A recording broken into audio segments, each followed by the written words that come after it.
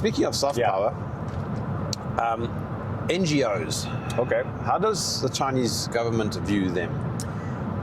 With a lot of caution, because George Soros famously sponsored many NGOs, and they had been active in China like pre Xi Jinping era. There were a lot of NGOs. So in after Xi Jinping came to power, there was a lot of restriction on these NGOs, because they saw what the NGOs. How the NGOs function, how they function basically as a third arm of, the three-letter agencies of United States, and it's especially in its participation in fomenting color revolutions in places like Hong Kong, for example, 2019 protests. Yes. So this is why George Soros himself is basically persona non grata in China. He's not coming back yet. No, he's not coming back. He should be persona non grata everywhere. I agree, but he. And speaking of Soros, the NED is quite important, particularly in this province that we're in now. We're in Xinjiang, with a very big Uyghur population, yes. and the NED Yes. are one of the big funders of the genocide narrative. Yes, NED, by the way, is the acronym for National Endowment for Democracy, Of which Soros is one of the funders. right? And NED was first spun off basically as like an arm of the CIA. Like a former CIA director had famously said, now the NED can carry on the work where we previously try to do, but they can do it without the stigma of being associated with CIA. And if you look at NED, they publish how they spend their money. So they spend quite a bit of money on promoting all these Xinjiang Uyghur genocide narratives. And now we're traveling in Xinjiang. Yes. I mean, We've been all over. Yeah. There's Uyghur people all over. They're speaking Uyghur every day. I mean, like, We saw a gay one too. you saw a very flaming Uyghur Very flamboyant. barista. This place is traditionally very kind of conservative Yes. Muslim place, right? But I think what happened is now there's space. There's safe space. It's a safe space. There's safe It's a safe space space. for a flaming Uyghur boy, Uyghur man to be out in the open. And he was very out in the open. He was very out in the open. He was serving at a cafe at a very popular tourist spot. And the girl next to him, Yeah. who was also serving, is also Uyghur and wearing something that would also be considered very taboo. Yeah, she's just wearing. She's covered up, but she's wearing like form-fitting clothes. Very tight. Yeah. So basically, I would say 10 years ago, you'll be very much frowned upon in place here. Because in 10 years ago, there was a time. So Xinjiang has experienced its own kind of shift in 1980s, 1990s. Very few Uyghur women covered up. But that changed after late 90s, 2000, as some of these Uyghur fighters who have crossed the border in the late 70s to join the Afghan Mujahideens in the war against Soviets, and they start to filter back in the 1990s. After the Soviet withdrawal, the Afghan civil war started. Some of these Uyghur fighters came back and they tried to bring their ideology, Islamic fundamentalist ideology, back to Xinjiang, and that's when a lot of women start to be forced to cover up. They start to wear like Burqas. Like Burqas is really not a thing, hasn't been a thing in Xinjiang for decades. Suddenly, made a resurgence around late 90s, early 2000, all the way to 2010s. And so one of the things that, the whole Uyghur cultural genocide narrative is that Chinese government is restricting religious expression. And one of the things was burqa was banned. So no burqa. We saw no burqa in Xinjiang, no face covering, right? No burqas, no chadors, and to associate it with this crackdown is also this is what the Chinese government. They say Xinjiang is a place of religious freedom. So what that means is each individual is free to choose his or her religion. They're not tied to a religion. Not because you are born from into a certain religion, then you must stay that certain religion. So anybody can choose their own path. So I think as a result of that, now you can see a very flaming Uyghur man serving coffee in Kucha. A raging homosexual Uyghur. Yes. But let's just stay on this Uyghur thing for a second, because there is a huge misunderstanding. Can you quickly take me through the history and how they ended up there and why it's so sensitive? Right. I mean, this region has always been different from the rest of China. Right? Even from before China was China. Yeah. Even before China was China. So this region has been from the earliest times. It was populated by people who spoke Indo-European language. Now some archaeologists, historians call the language Takkarians.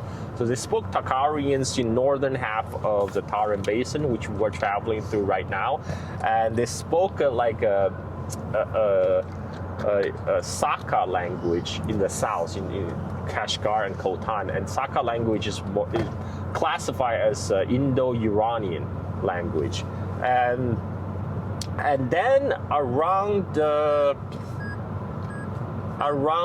60 BC,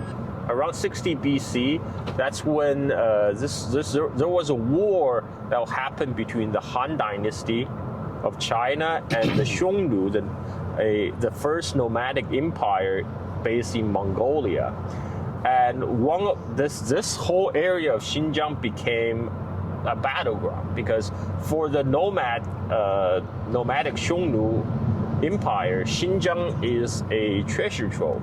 They supply a lot of the oasis states here. They supply Xiongnu with tributes, and the Han Dynasty wanted to cut off the source of funding for the Xiongnu, so they sent in the army, they conquered the place.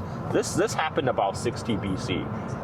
This is when it the first contact, if you will, with the rest of China. It got incorporated into Han Dynasty. But the imperial control has always been kind of tenuous. So when China is strong and united, it will extend its control over this region. But when China is fragmented or being invaded, they will lose the control of this part. But this region is important for another reason. It's because this sits on the crossroad of the ancient Silk Road.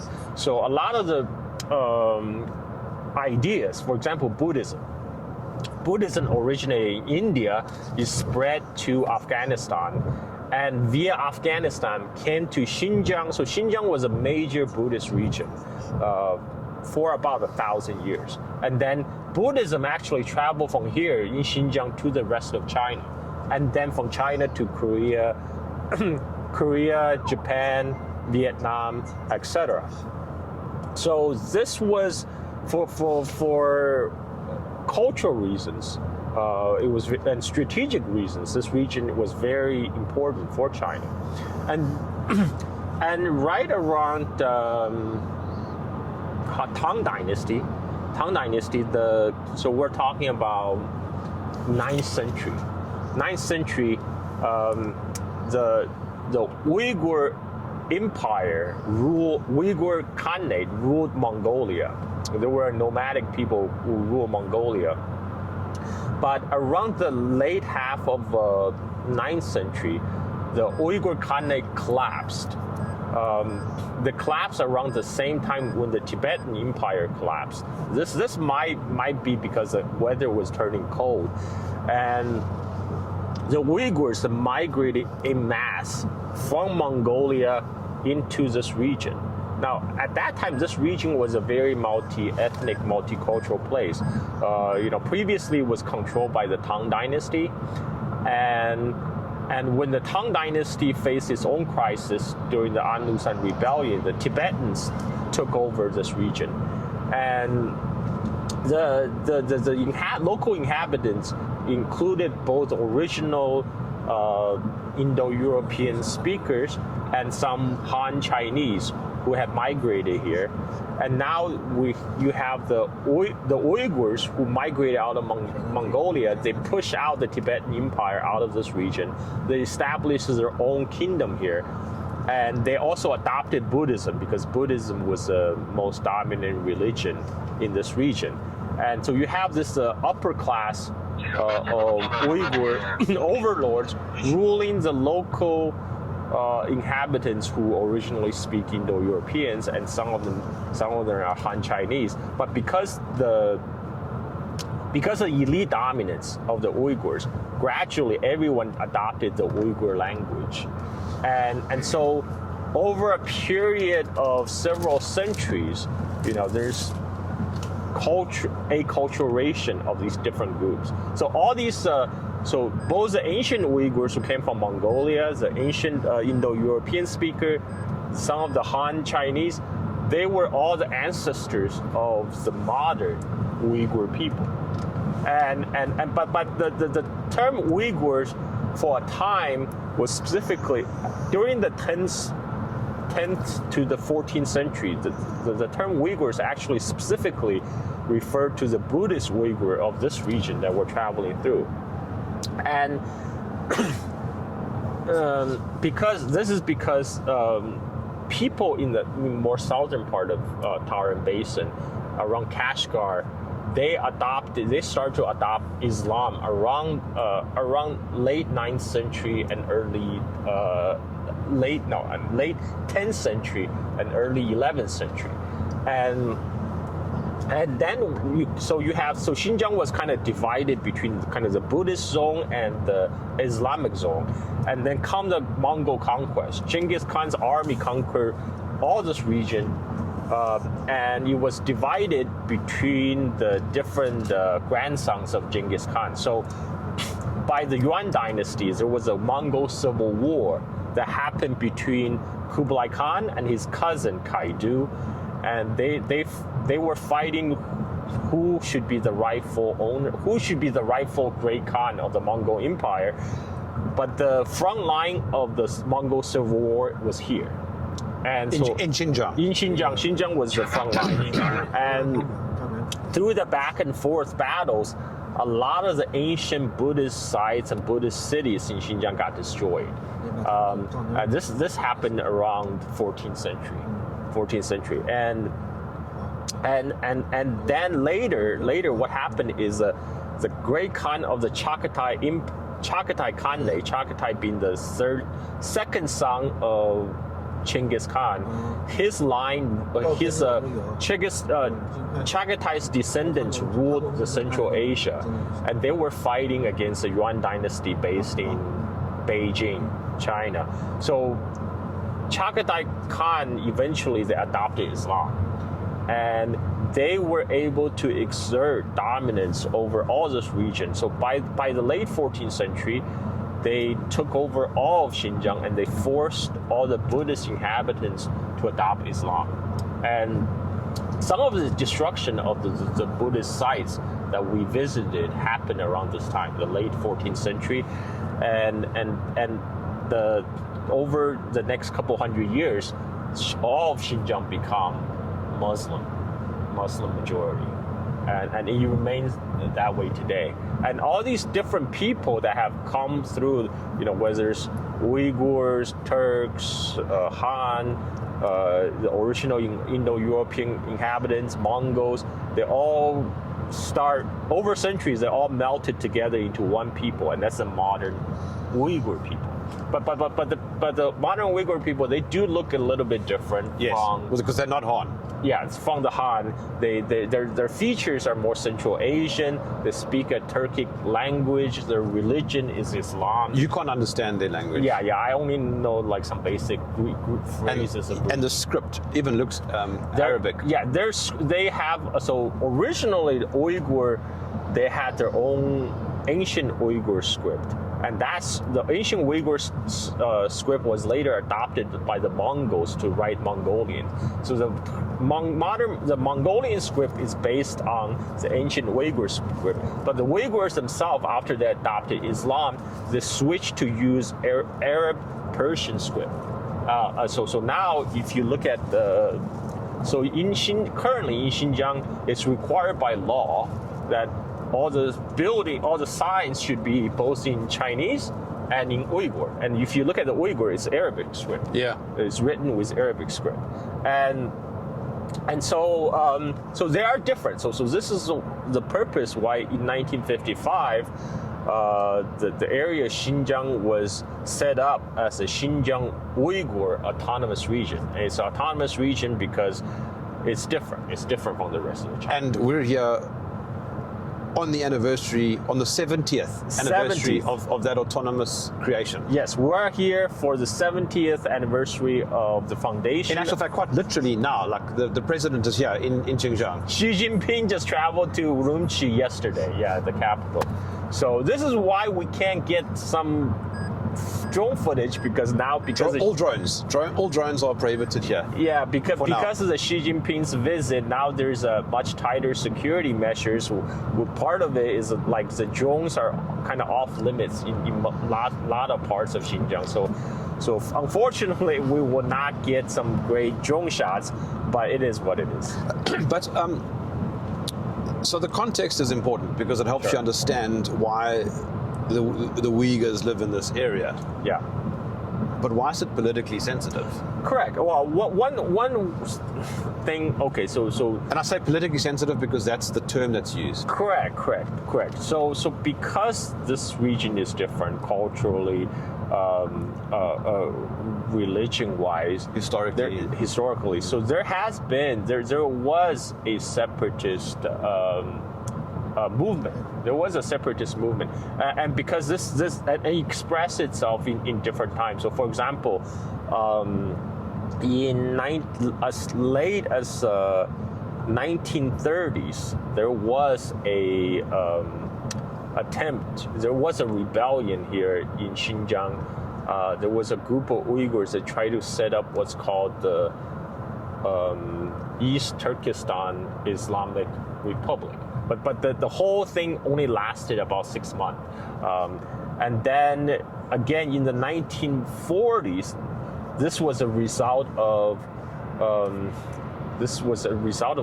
War II actually, because at that time in the 1930s, 40s, Xinjiang was ruled by Chinese warlords. A particular warlord named Sen Sicai, and he had control over all of Xinjiang with the backing of Soviet Union. He even applied to join Communist Party of the Soviet Union, but he got rejected. But some say he even applied to have Xinjiang join Soviet Union as a republic of the Soviet Union. But what happened was during World War II, when Hitler launched the Operation Barbarossa to invade Soviet Union, when the German army was at the gate of Moscow in 1941. Around the same time, Japan bombed Pearl Harbor, dragged United States into the war. So Sen Sicai at the time, sitting in Xinjiang, he thinks that the power balance has shifted. His calculation was that because America have joined the war against Japan, United States is gonna is probably going to win out at the end. And at the time, the U.S. was allied with the nationalist government of China, headed by Chiang Kai-shek. So, in his estimation, okay, Moscow is under siege by Nazi Germany. Moscow might fall. Looks like Soviets finished. U.S. joined the war, and U.S. is allied with Chiang Kai-shek. And U.S. might be winning. Just hang on a sec. Jenny wants an apple. So he thought, okay, I better throw my lot with the winner. So he tried to kick out all the Soviet influence from the region. He kicked out all the Soviet army advisors from Xinjiang. He arrested. So at that time, he actually had, because of Soviet Union influence, he had a cooperation agreement with the Communist Party of China. So Mao's younger brother at the time was serving as the finance minister of Xinjiang. So he had Mao's younger brother arrested and executed, and to win favor with the nationalist government under Chiang Kai-shek, basically. And this Stalin was not happy about this. I'm gonna quickly take one of these apples also. Stalin was not happy about this. So when the Soviet Red Army started pushing back Nazi Germany from Moscow, and after they won the Battle of Stalingrad, they now decide to do something about this betrayal. So the way they dealt with sensitized, they decided to support this group of separatists and also Uyghur and Kazakh communists who were trained in Soviet Union to come back to stage a rebellion, and they set up a government in the northern part of Xinjiang that's bordering Soviet Union. So this is a part of the region that we didn't go on this trip. This is a region near the Altai Mountains and in the Yili Valley, and they call themselves the East Turkestan Republic. And to distinguish from the first East Turkestan Islamic Republic, this is sometimes called the second East Turkestan Republic. And so their goal was to gain independence for much of Xinjiang, but then Stalin's government and the nationalist government of China, they started into their own negotiation for kind of the post-war settlement. And one of the settlement is that Soviet Union, that China would allow Outer Mongolia to hold a referendum for independence. So up to this time, Outer Mongolia was de facto independent. Hold on, what is Outer Mongolia? Outer Mongolia is the country of Mongolia today. Oh, okay. So at that time, it was called Outer Mongolia because there's an Inner Mongolia, which is still part of China today. So at that time, Outer Mongolia had a de facto independence with the support of the Soviet Union, but was not internationally recognized. So if you look at World War II maps, a lot of World War II maps still show Mongolia as part of China.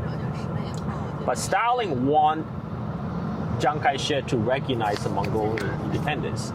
So the condition is that Chiang Kai-shek will allow Outer Mongolia to hold a referendum on independence, and in return, Soviet Union will respect China's territorial integrity. So that would include in Xinjiang.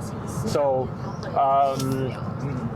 because of this deal, the second East Turkestan government, they start negotiation with the Chinese central government. So at this time, Chinese central government also exerted control over the rest of Xinjiang. They got rid of the warlord Sensicai because Sensicai had been flopping too many times, and Chiang Kai-shek didn't trust him, so he moved his own army into this region, took it over, and as a result of the talks, they decided to form a coalition government for Xinjiang. So So East Turkestan Republic, they changed their name. They no longer call themselves East Turkestan Republic. They call themselves, the three-region revolutionary government. So they can say they're nominally still part of China, and then the Chinese Civil War happened, right? So the communists won, the nationalists under Chiang Kai-shek got kicked to Taiwan, and here in Xinjiang was still divided between the nationalist troops who control most of Xinjiang and this Uyghur and Kazakh communists who control this part of northern Xinjiang. So Uyghur and Kazakh communists. First of all, East Turkestan Republic, it wasn't all a communist government because it was in the beginning it was a coalition between the communists and Islamists. So there was a tension between the two. So Islamists later defected to the nationalist side because they don't like communists, right? They want Islam, they don't want communism, and so the Islamist element of the East Turkestan government defected to the nationalist side, but two sides has kind of standoff, has a military standoff. And then when the communists was gaining their victory in the rest of China, they sent their team to Xinjiang to negotiate with the Uyghur and Kazakh communists. So Uyghur and Kazakh communists, they all boarded a plane to fly via Soviet Union to come see Mao. But that plane crashed, killing all the top leadership. When was that? This was like about 1948, 1949. Killing almost all the top leadership of the Uyghur and Kazakh communists of the region, except one, the one who didn't board that plane, Separatism. So he was invited to join the founding ceremony of the People's Republic of China. If you look at old footages of the founding of the People's Republic of China in October 1st, 1949, you will have Mao walking in the front, and there will be a guy wearing fedora hat walking right behind Mao, and that man is a Uyghur communist Separatism. He was the last surviving high-ranking leaders of the Uyghur Communist movement. So basically, he signed an agreement to throw his lots with the Communist Party of China. And then the nationalist troops, there were still 100,000 nationalist troops in Xinjiang. They surrendered. They also decided to switch sides. So that's how Xinjiang in 1949 was incorporated as part of the People's Republic of China. And then in 1955, they decided to make the entire Xinjiang a Uyghur autonomous region. So this is kind of the whole history. I just give you but rundown. Yeah. Remember, this was a triumph of the communists, right? Through the Civil War. The Islamist element who previously disagreed with the communists in the East Turkestan Republic, who sided with the nationalists, now find themselves on the losing side again, right? So many of them made their escape made their way to Kashmir. That was under British rule at the time, and some of them made it to Turkey. And Turkey being the home of the Pan-Turkic movement, the idea of Pan-Turkic movement is that all the Turkic people of the world should unite together, right? So Turkey sees itself as a big brother of all the Turkic people, including the Uyghurs, and so and also later, when Sino-Soviet split happened, when Soviet Union and China relation deteriorated, Soviet Union also supported Uyghur separatists in Central Asia, in Soviet Central Asia, to Uyghur broadcasts into this region, right? To encourage the Uyghurs to rise up and against the Chinese government. So there has always been a separatist element who want to separate this part from the rest of China, and that gain became so after Soviet Union collapsed. The nature of separatism changed again because this comes from because around 1979 China completed the Karakoram Highway linking Xinjiang with Pakistan. By the way, we're going to travel to Karakoram Highway later. So this highway came in line at a very important time because 1979 was when Soviet Union invaded Afghanistan. And United States was deeply involved in funding the Afghan Mujahideens against the Soviet, and their base was Pakistan, right? So at that time, China was also de facto allies of the West against Soviet Union. So China, US, Pakistan, Saudi Arabia, they all cooperated to support Afghan Mujahideens. In fact, in 1980s, CIA actually have a listening station here in Xinjiang to spy on the Soviet nuclear testing next door in Kazakhstan. And CIA also sourced a lot of Chinese-made weapons because they want to cover their tracks, so they want to provide the Mujahideens with the Soviet weapons. And because at that time, a lot of Chinese weapons are replicas of the Soviet weapons. They're Soviet weapon derivatives. So CIA bought a lot of Chinese-made weapons, and the ship through the Karakoram Highway into Pakistan to supply the Afghan Mujahideens. And for the Afghan Mujahideens to sneak across the border into Pakistan, they needed mules, donkeys to carry equipment, weapons. And initially, Americans supplied the Afghan Mujahideens with Tennessee mules. But these American mules couldn't hack the very harsh Afghan climate, so they died in mass. So then CIA went to come to Xinjiang.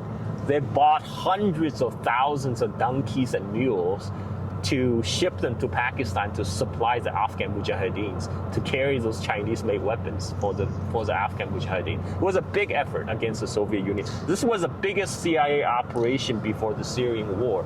The Afghan operation was called Operation Cyclone, and then but along the Karakoram, when the Karakoram highway was constructed, this was 1979, Mao had already died, Deng Xiaoping has gained power, and China started opening up to the rest of the world. So people are traveling abroad. People are starting to leave China, go to other parts of the world, and that including some Uyghurs. Some young Uyghur men would travel to Pakistan to do business, to go to school, and some of them ended up, and this was at the same time when Saudi Arabia was pouring in a lot of money to fund these religious schools called madrasas along the Pakistan-Afghan border to indoctrinate all these Afghan refugees in kind of the Saudi-inspired Wahhabi ideology.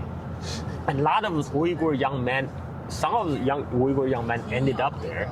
They get radicalized in those madrasas, and then they cross the border into Afghanistan to fight with the Afghan Mujahideens. And in the 1990s, some of these Uyghur Mujahideens filtered back into Xinjiang. They wanted to do what they did in Afghanistan here. This is when a lot of terrorist attacks start happening, starting from 1990s. Another thing they did was because at that time, during Cultural Revolution, in Xinjiang, like rest of China, for a while, all the religious activity was on halt. All religions was banned in Cultural Revolution. And then after Cultural Revolution ended, everything was opened up, so there was a revival of religions in China, including Islam. So now those Uyghur Mujahideens came back from Afghan. They said, we bring back the pure Islam, the real Islam, right? Straight from the land of the Prophet, from Saudi Arabia. But they're telling people, women should cover up. Women should not leave the house to go to work. And they tell people, okay, you should not participate because Chinese government is a kafir, is an infidel government. And that word, by the way, is prohibited in South Africa. Yeah, because it means something else in South Africa. But kafir just means infidels, right? So he said because it's Chinese government is an infidel government, you should not participate in any kind of government-related activity, including marriage. Don't register at the you perform a religious ceremony to get married. Don't go register as a government, and you don't go to government-sponsored schools, right? That's government schools, and we should create our own parallel society.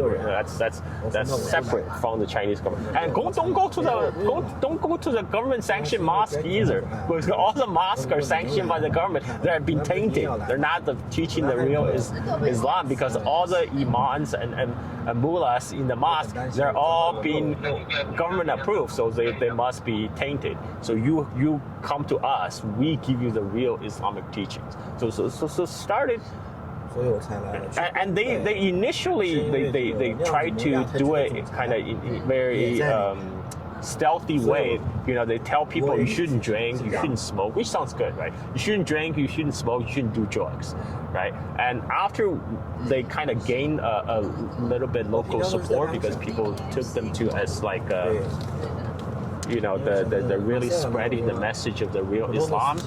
Then they tell people, okay, women shouldn't leave home to work, they should cover up. And so this is why by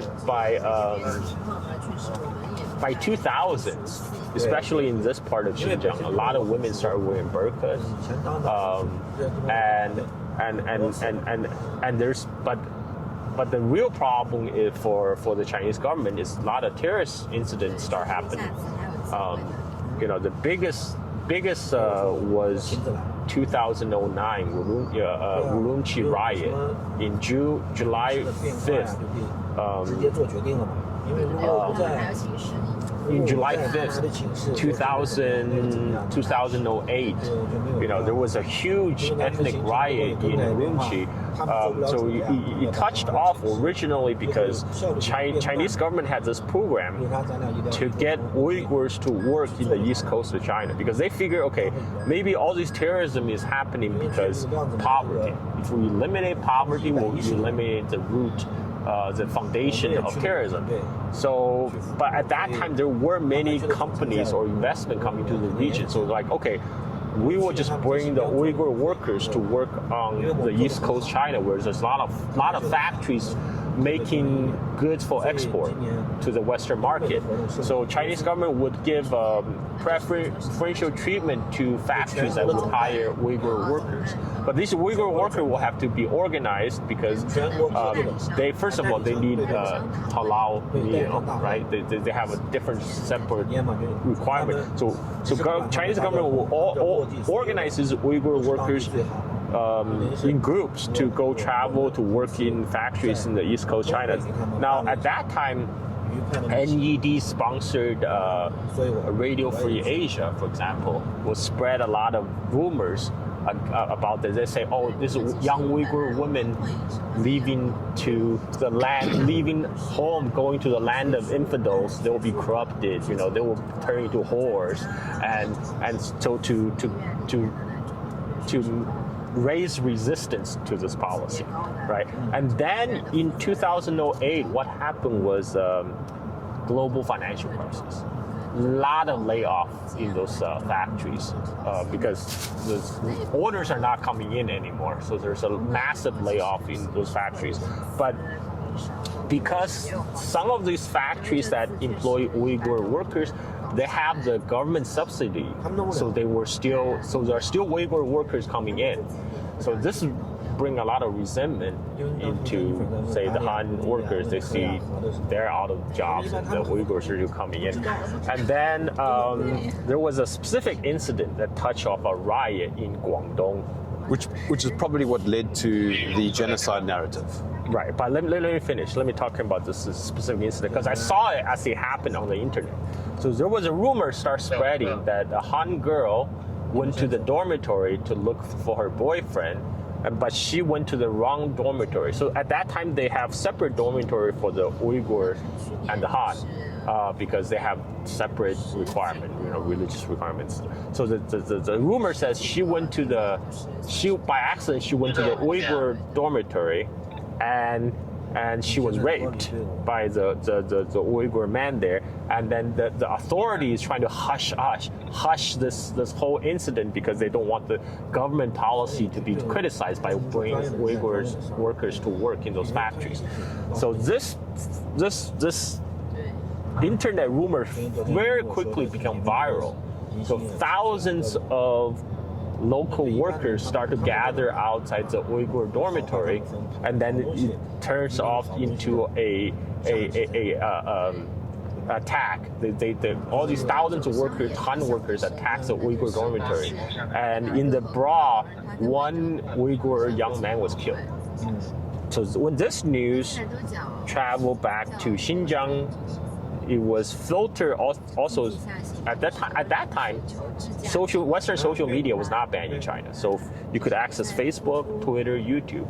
So a lot of the Uyghur diaspora groups based in the United States, sponsored by NGOs, they start to embellish the story, and they will say like because this actually happened was like the Uyghur man's dormitory was attacked. The Uyghur man's a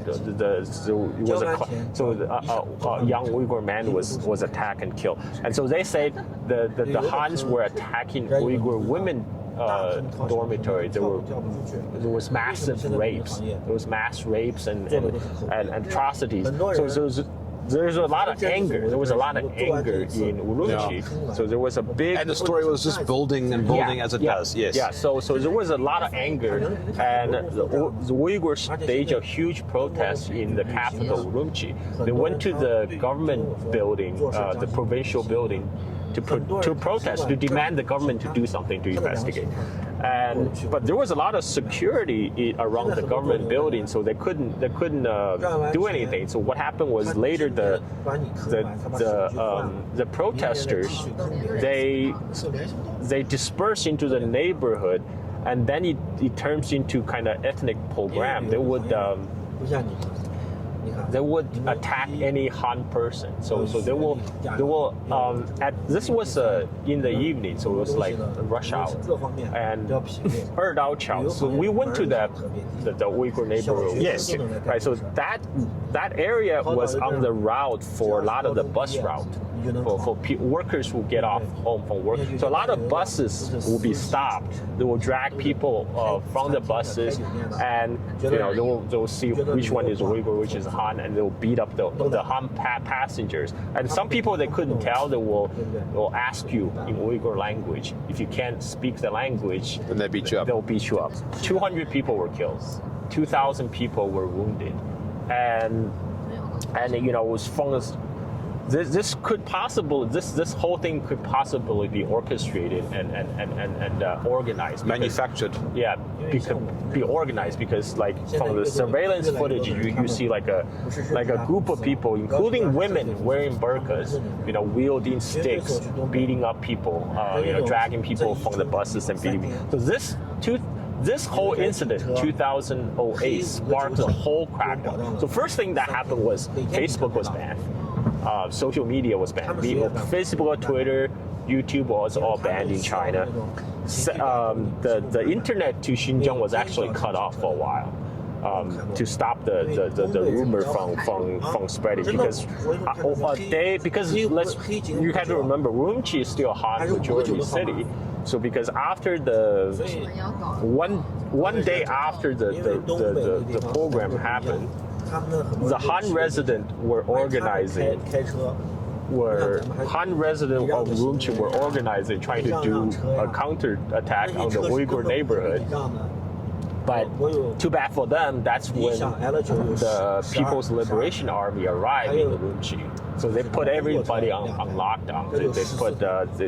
They enforced martial law on the city. And this led to the whole security crackdown on the Xinjiang region. Like all the security you saw today, it started from that 2008, the crackdown. And Yeah, I mean, the security at Urumqi's airport is the most hardcore I've seen. yeah. So and then, but that didn't stop the terrorist attack because there's still a big spate of terrorist attacks, including in 2014 there was one in Tiananmen Square. A group of Uyghurs. Oh, the famous Tiananmen Square. Yes, the famous Tiananmen Square. So a group of Uyghurs drove their van to run into the crowd in the Tiananmen Square because that's a tourist site. There was a lot of people, and so they will drive their van into the crowd. This actually happened before the similar incident were happening in Europe. Remember, like people were driving. So it first happened in China, like Tiananmen Square, and then before 2014, anybody can just walk. There's no fences around Tiananmen Square. You can just walk in. Anybody can just walk in.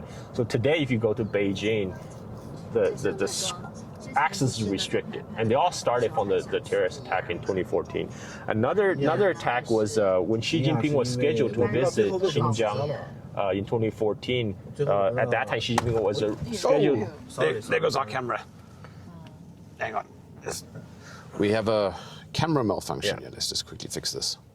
So in 2014, Xi Jinping was scheduled to visit Xinjiang by train, and so they staged a bomb attack on the Urumqi train station. And but the worst attack was actually not in Xinjiang, but in the southwestern province of Yunnan. So starting from the time 2014 was when like the Syrian war was like when ISIS was at the peak of its power. Yes. 2013, 2014, if you remember that. And a lot of the Uyghurs will travel out to go to join the jihad in Syria. Yeah. This is a well-established circuit. So what they will do is these radicalized Uyghurs will travel because at that time there was a security crackdown around Xinjiang because of the attacks. Yeah. So all the borders to Central Asia was sealed. So to get out of China, they adopt a different approach because Xinjiang's border is sealed, but they can travel to other part of China. Right. They can just jump on the high-speed train, and they will be in the southwestern part of China, in Yunnan province, which borders Myanmar, Laos. The border is very porous. It's like you can just. And it's a very big province. It's a big province, and the border is very porous. The policy over, I've been to Yunnan before, and the policy over there is for the people who live on the border, they can cross freely. There's if you live on the border, you can cross freely. So what happened? This group of radicalized Uyghurs, they will jump on the train from Xinjiang, travel to Yunnan. Then from Yunnan, they will go to either Myanmar or Laos or Vietnam, travel through Cambodia, Thailand. They will travel all the way to Malaysia. Once they reach Malaysia, the Turkish consulate in Kuala Lumpur would give them, for any Uyghurs who made it to Kuala Lumpur in Malaysia, they will receive Turkish passport. And with the Turkish passport, they will be able to fly to Turkey. Once they land in Istanbul, they will be greeted by people who take away their Turkish passport, but then they will be greeted by jihadist recruiters who tell them who try to get them to go to Syria. Hang on. We did some serious. Yeah. Okay. Yeah, let me know when I we can't record at the moment. Okay. Yeah, I don't think we can record for a while because we're going Is it going to be like this for a while? Yeah, because this road is like. Oh. All right. Yeah. It's. Yeah. All right, we're going to take a break. Noise cancellation. I don't even know where we were. We were talking about Uyghurs going to Syria. Radicalized Uyghurs were traveling through Southeast Asia to reach Kuala Lumpur Turkish consulate in Malaysia, where they would receive Turkish passport, which allowed them to fly to Istanbul. At the Istanbul airport, their Turkish passport will be confiscated, and they will be greeted by jihadist recruiters who tell them to go to Syria. So this is how, by some estimate, there were 5,000 Uyghur fighters in northwest Syria. Together with their families, some people estimate there are a total of 10 to 20,000 Uyghurs now living in Syria. Now, China realized this problem around 2014, so they cracked down on this flow. Previously porous border of Yunnan and Guangxi also got sealed. So in March 2014, there was a group of 8 Uyghurs who originally planned to travel to Syria, who traveled to the border and got turned back. And when they realized they couldn't go abroad, they decided to carry out attacks in China. So they went to the Kunming train station. They carried these long knives, so like traditional Xinjiang knives. And those ones that we saw at that market. Yes, the one that I wanted to buy, and then we decided I probably can't. You can't carry it to the airport. Yeah, I can't get it between airports back home. Yeah. So in China, the Chinese tourist file they can ship it. They can FedEx it. Oh, not FedEx. They can express ship it to their home address. But for us, it would be a little more problematic because we have to figure out how to get on the.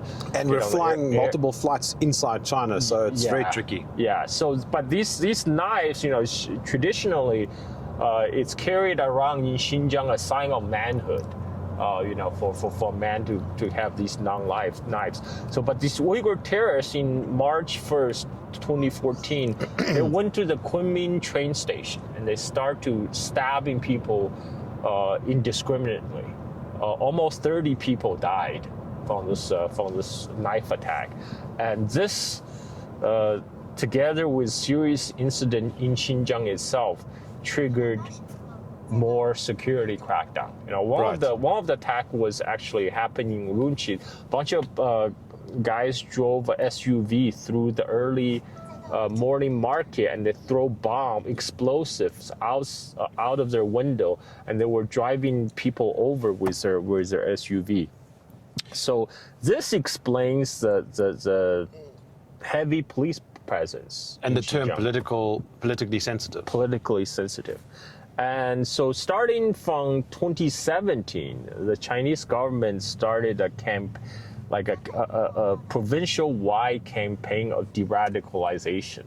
They felt this whole radicalization in Xinjiang has reached a tipping point. So they so this is when they opened these so-called re-education centers, but they're really de-radicalization centers. So for people who did not necessarily commit a felony, that would get prison sentence. But for people who maybe have some minor infractions, but they deem have been radicalized, they will be sent to these de-radicalization centers. Okay, so the government doesn't like any radicalization, and that's what's going on here. Exactly, but the goal has always been to reintegrate these people back into society. The de-radicalization center wasn't supposed to be permanent. Do you know if they have done that? So in fact, in 2019, in summer of 2019, Chinese government have announced all the de-radicalization center has been closed. They announced this whole de-radicalization program has been widely successful. So okay. all the centers are now closed, and you can see some of the changes in Xinjiang. One of the changes was that flaming barista at the Kucha Cafe. The guy bats for the other side. Right. So for a openly gay Uyghur man, his life would have been much more difficult, let's say 10 years ago, in a very conservative Muslim But it's society. easier for him now. It's obviously because he's openly flaming and in a very public place, right? In a very tourist place in Kucha. And as I mentioned, his co-workers, this Uyghur woman, also, wearing like form-fitting clothes that would have been frowned upon very much just a few years ago. Apparently, they have the space now. It's here. It's a train restaurant. Oh, okay. So we at our next stop. Whoa. Watch out your arm. Oh, sorry. We are at our next stop. Looks like we have to take another commercial break. We gotta eat. So that we can have lunch. Yes, we gotta eat. We'll be back after lunch.